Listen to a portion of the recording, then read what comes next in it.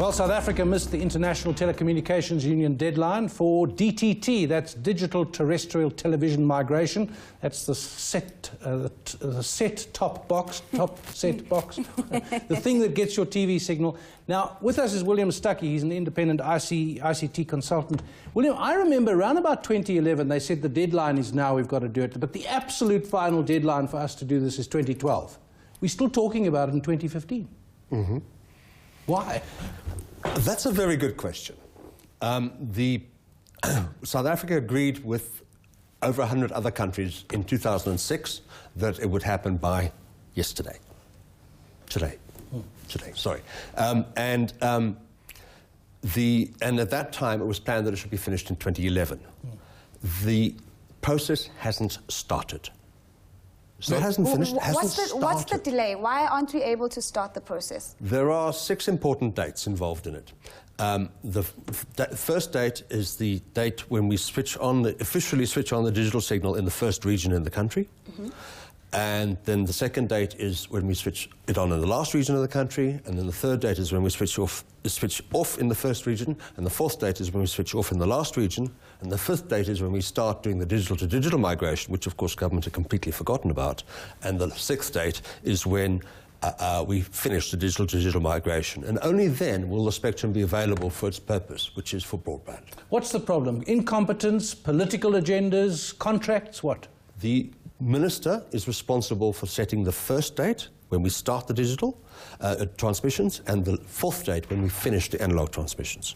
Neither of those dates have been specified. Minister after minister has said it's going to be real soon now, and it just hasn't been. Wiiliam, it certainly sounds like, to me, the government shouldn't be leading this process. Maybe this is not their core competence. Is there scope for other people stepping up to the plate and leading the process? Could private sector come to the party and actually get us moving forward? It's been 4 or 5 years of wasted time. Everyone else is ready. And everyone else is all the other countries that are... No, everyone else in South Africa.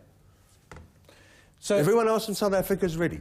The Centec, who's the signal distributor for the SABC and multi-choice terrestrial signals and ETV signals, has had their network. They've covered 84% of the population with terrestrial signal, and the other 16% with the satellite signal.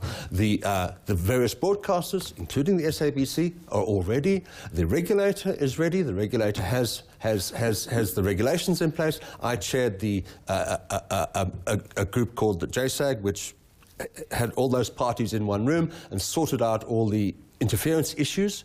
I did that for 2.5 years until I left ICASA, and everyone's ready. So let's put the question another way around. The absolute final deadline was 2012 or 2011. We're now at 2015. Hey, if we could have gone on for another 3 years, why can't we just carry on indefinitely? Okay.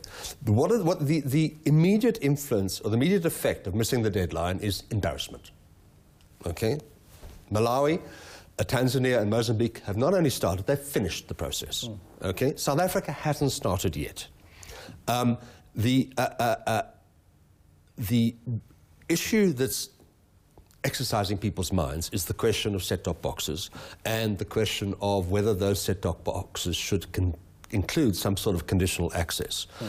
In other words, that's if you look at your multi-choice, your DSTV, for example, if you have one bouquet, you're allowed to watch certain channels. Right. If you have another bouquet, you're allowed to watch other channels. Set-top box control does that sort of thing. Okay, this is in many people's minds irrelevant for a free-to-air broadcast where everyone can see everything. The important point we need to understand is that a set-top box is only a temporary expedient.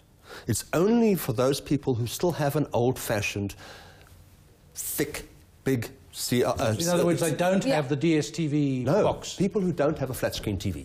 So here's what I'm grappling with. If you've got an old-fashioned TV, then you need a set-top box. If you've got a new TV... You don't need it. You don't need it. Doesn't matter. But Wiiliam, what is Malawi doing right that we're failing to do? If we were to bring it down to its granular form, what is the most pertinent reason why South Africa has not been able to move? Is it corruption? Is it confusion? Is it a policy issue that's not being applied? What's the single most important variable here? It's a policy issue.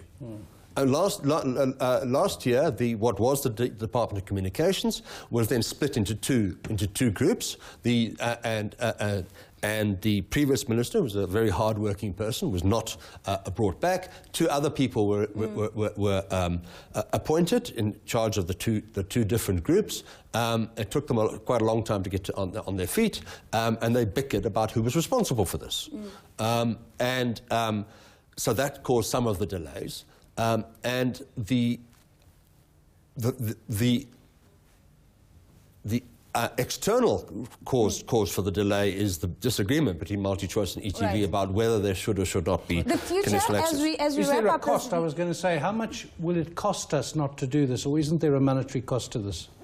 Every day that we delay is another day when we don't have cheap, efficient broadband to everyone in the country, in particular in the rural areas, because there are 2 lumps of spectrum called the 700 megahertz and the 800 megahertz band, which are also known as the digital dividend, and the whole purpose of the exercise is to make that spectrum available. The fact that broadcasters get more channels is a bonus. The reason for doing it is make that spectrum available. If the minister was to gazette tomorrow, that tomorrow is the start date, we would not be able to make that spectrum available for at least 2 years. Wiiliam, thank you so much for your time. And we're just beginning to scratch the surface of this conversation, which, of course, got everything to do with the digital divide that we've been trying to bridge in the South African context. Have you got a DSTV decoder? So it doesn't affect us. I needed to watch you. Doesn't affect us. That's Wiiliam Stucke. He's an independent ICT consultant.